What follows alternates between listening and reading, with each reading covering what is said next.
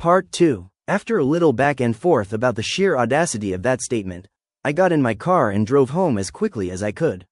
When I got there, I found her curled up in her chair in the living room, cradling our baby and looking both exhausted and completely drained. Under normal circumstances, this should have been one of the happiest moments of my life. But, really, all I felt was confusion. Why? Because we were scheduled to have a baby boy for her entire pregnancy. That's what the doctors kept telling us. Her explanation was that there had been some kind of mistake with the paperwork. Pretty expensive mistake, I guess, because we had spent hundreds on clothes and toys for a boy.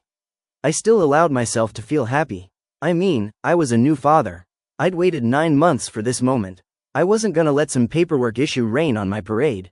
Besides, her mom seemed in no mood to argue. I spent the entire first night back home curled up in bed with my wife and our baby girl. I soothed them to sleep in each other's arms. I rubbed my wife's back. I held the baby when she cried. It was the start of our new life. From that moment on, I worked my ass off to give them a decent life. Kept food on the table, kept the lights on in the house. I'd even save up every month for big gifts like jewelry and swing sets. Watching my daughter grow up was one of the most magical experiences of my life. Watching her go from her first steps to her first day of school.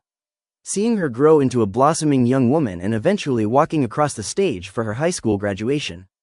It was weird, though. Nobody ever said we looked alike. Nobody ever said she and her mom even looked alike.